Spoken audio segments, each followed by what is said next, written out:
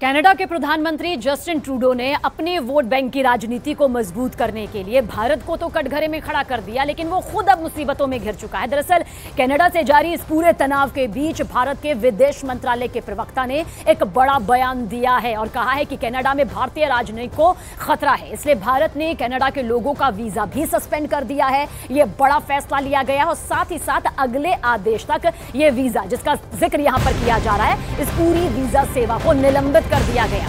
यानी इसका सीधा सीधा मतलब यह है कि फिलहाल कनाडा के लोग भारत की धरती पर कदम नहीं रख पाएंगे, भारत में एंट्री नहीं कर पाएंगे जब तक कि अगला आदेश यहां पर सामने नहीं आ जाता है। जस्टिन ट्रूडो के जरिए जिस तरह से निर्झर हत्याकांड को लेकर बेतुका आरोप लगाया गया, उसके बाद एमईए की प्रेस कॉन्फ्रेंस भी यहां पर सामने आई जो कुछ देर पहले हुई, जिसमें कड़े फैसले किस तरह से लिए गए हैं उसका भी जिक्र आगे हम करेंगे। यानी कि कनाडा के लोगों का जो वीजा है वो निलंबित कर दिया गया है, सुरक्षा की वजह से वीजा पर यह रोक लगाई गई। हमारे जो कनाडा में हाई कमिश्नर और कॉन्सुलेट्स हैं उनको किस तरह के सिक्योरिटी थ्रेट्स वो फेस कर रहे हैं उसको आप जानते हैं। इससे उनका जो सामान्य कामकाज होता है उसमें बाधा पड़ी है, उससे डिसरप्शन आई है। इसीलिए हमारी हाई कमीशन और कॉन्सुलेट्स अब टेम्पररीली वीज़ा एप्लीकेशंस नहीं प्रोवाइड कर पा रही हैं। हम इस सिचुएशन को रेगुलर बेसिस पे रिव्यू करते रहेंगे, इसकी समीक्षा होती रहेगी, पर अभी के लिए ये सिक्योरिटी सिचुएशन जो कनाडा में और कैनेडियन गवर्नमेंट की इनएक्शन से रहा है, उसके लिए हम इसको अस्थायी रूप में हम इसको वीज़ा आवेदन का जो प्रोसेस है उसमें बाधा पड़ रही है और इसीलिए हमने उसको अभी उसको स्टॉप कर रखा है।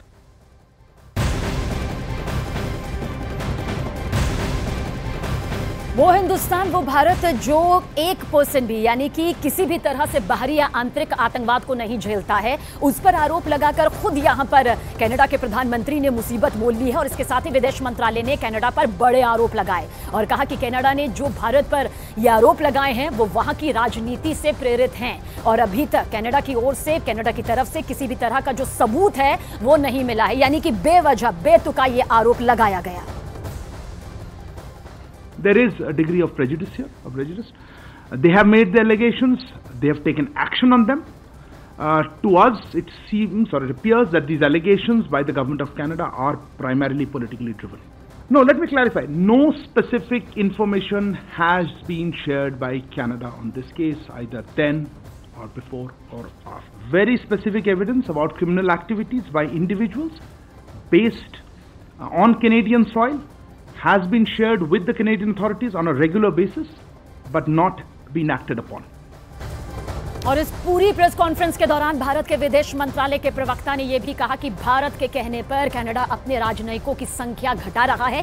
ये बड़ी खबर भी बता दें आपको, और इससे पहले कनाडा उच्चायोग ने भारत में अपने राजनयिकों और स्टाफ को एडजस्ट करने का ऐलान भी किया था। तो राजनयिकों को कम करने का फैसला और कनाडा सरकार का ये बड़ा फैसला, जिसका जिक्र यहाँ पर एमई की जो प्रेस कॉन्फ्रेंस कुछ देर पहले हुई, जिसमें कुछ कड़े फैसले भी यहाँ पर लिए गए जो कि किसी एक मुंह तोड़ जवाब से कम नहीं है कि आखिरकार ये बेतुका और गंभीर आरोप जो हिंदुस्तान पर लगाया गया है किस बिना पर लगाया गया है। आपके यहां पर आतंकवादी अगर हैं तो उनका पनाहगार ना बना जाए, उस पर फौरन एक्शन लिया जाए। और इसी के साथ भारत का ये बड़ा फैसला देखिए किस तरह से सामने आया है। तो निर्झर हत्याकांड को लेकर जिस तरह से कनाडा के प्रधानमंत्री जस्टिन ट्रूडो ने यह बेतुका बयान दिया, बेतुका आरोप भारत पर लगाया, उसके बाद भारत ने भी जवाब देने में देरी नहीं की थी। कनाडा में भारत के शीर्ष राजनयिक को जिस तरह से निष्कासित किया गया, उसके बाद भारत सरकार ने भी कुछ अहम फैसले यहां पर लिए हैं। भारत के कहने पर स्टाफ घटा रहा है। देखिए जो प्रेस कॉन्फ्रेंस अभी हुई थी इसमें इस बात का भी जिक्र यहां पर किया गया है। दरअसल भारत ये जानता है कि किस तरह से बाहरी और आंतरिक आतंकवाद का खात्मा करना है, लेकिन कनाडा में जो राजनीतिक माहौल इस दौरान बना हुआ है, जस्टिन ट्रूडो इसी का फायदा उठाना चाहते थे, लेकिन उनकी तरफ से कहे गए एक एक शब्द ने पूरी बौखलाहट उनकी यहां पर सामने रख दी है।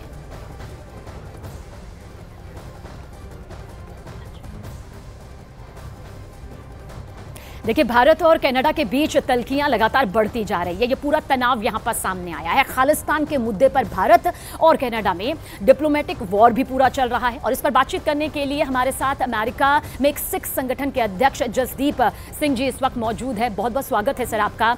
जसदीप सिंह जी, पहला सवाल यही है कि भारत और कनाडा के बीच अभी जो पूरा ये विवाद हुआ है, सबसे पहले हम चाहेंगे कि किस नजरिए से, किस तरह से आप इसे देखते हैं?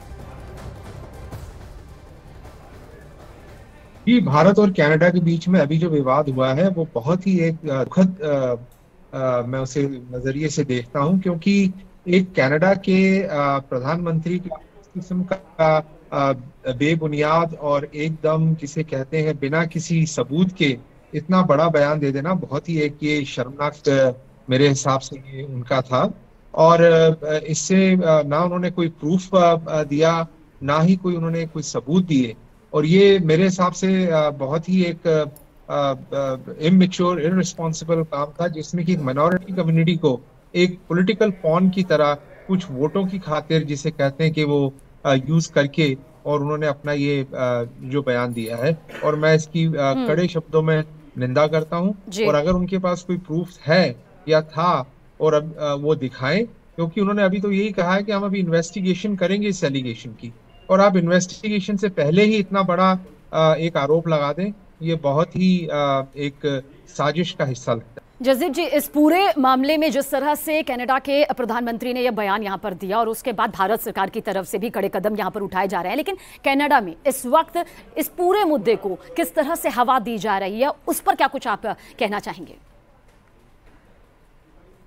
वहाँ पे काफी मेंबर ऑफ पार्लियामेंट है जो उनकी पार्टी के हैं, जिनकी सपोर्ट से ट्रूडो की सरकार है।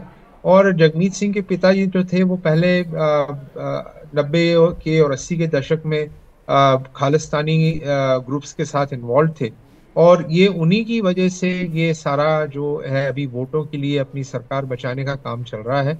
और इसके लिए अनफॉर्चुनेटली जो मिनॉरिटी कम्युनिटी है, जो सिख कम्युनिटी, इसको फिर से एक मोहरा बनाया जा रहा है। और ये बहुत ही जैसे मैंने पहले भी कहा, हम इसे कंडेम करते हैं। अगर उनके पास कोई सबूत हो तो हमें जरूर दें कि अगर ये इसमें भारत का हाथ था, पर अभी तक उन्होंने कोई सबूत नहीं दिया, ना ही उन्होंने इसे अभी तक तो सिर्फ क्रेडिबल एलिगेशन कह के और इसे उन्होंने कहा है। और ये हमारे हिसाब से ये बिल्कुल जो भारतीय समुदाय है उसको डिवाइड करने की कोशिश की गई। जसदीप जी, इस बीच आपसे ये भी जानना चाहेंगे, एक आतंकी है गुरु पंतवंत सिंह पन्नू, उसने खुले तौर पर हिंदुओं को धमकी दी है कि कनाडा खाली करो। लगातार वो इस तरह की धमकियां देता आया है और दे भी रहा है। कनाडा सरकार खुद अपनी खामी को यहां पर छिपा रही है, बजाय इसके कि आतंक तो उसकी जमीन पर पल रहा है और वो कुछ भी करने में खुद ही लाचार नजर आती है या फिर कदम नहीं उठाना चाहती। सिंह पन्नू ने अभी एक बयान दिया है कि जो कनाडा में हिंदू हैं वो कनाडा छोड़ के चले जाएं। ये एक बहुत ही बचगाना, बहुत ही जिसे कहते हैं घृण वाला बयान है। सिख जो है यहाँ पे, हम सब हमारे हिंदू बहनों भाइयों के लिए, मुसलमान बहनों भाइयों के लिए, क्रिश्चियन बहनों भाइयों के लिए, कोई भी यहाँ भारत से आता है, हम उनकी हिफाजत के लिए, हम उनकी मदद के लिए यहाँ पे सिख हमेशा तैयार रहते हैं। अमेरिका में हिंदू सिख भाईचारा बहुत ही अच्छी तरह से है। हिंदू हमारे भाई बहन गुरुद्वारों में जाते हैं, हम लोग मंदिरों में उनके समारोह में शरीक होते हैं। और ये जो एक डिवाइड अभी जो आई हुई है, इस वक्त बहुत ही नाजुक स्थिति है, और हमें अपनी community, Hindu community, Sikh community, सबको इस वक्त यूनाइटेड होकर चलना है। और यहाँ पे मैं ये भी बताना चाहूंगा कि आप जो ये खालिस्तान का मुद्दा सुनते हैं भारत में, यहाँ पे अमेरिका का मैं आपको एग्जाम्पल देता हूँ, यहाँ पे 8 लाख सिख रहते हैं, जो कि यहाँ पे भारत से आए हुए हैं। उनमें से बहुत ही कम गिनती के लोग हैं जो खालिस्तान की विचारधारा से शामिल होते हैं। और आप देखिए, इसका अंदाजा आप लगा सकते हैं, जब भी प्रोटेस्ट होते हैं या कोई एम्बेसियों के बाहर जब भी प्रोटेस्ट होते हैं भारत की, तो गिनती के 50 या 100 लोग होते हैं, इससे ज्यादा नहीं होते। तो ये आपको सामने दिख रहा है कि जो साइलेंट मेजॉरिटी है, जो यहाँ पे जो एट लार्ज सिख समुदाय है, वो बिल्कुल इस चीज में इन्वॉल्व नहीं है, और वो भारत के साथ जुड़े हुए हैं, पंजाब के साथ जुड़े हुए हैं। वो पंजाब की तरक्की चाहते हैं और आज सिखों की तरक्की चाहते हैं भारत में। और वो ये भी चाहते हैं कि भारत में जो भी सिखों के मसले हैं, मैं ये नहीं कहता कि आज भारत में सिखों के कोई मसले नहीं है, भारत में सिखों के कई मसले हैं, हिंदुओं के कई मसले हैं, मुसलमानों के कई मसले हैं, क्रिश्चियनों के कई मसले हैं, दलितों के कई मसले हैं, पर भारत में एक पालिका है, वहां पे कोर्ट सिस्टम है, भारत का संविधान है, उसमें रह के ये सारे मसले हल होते हैं।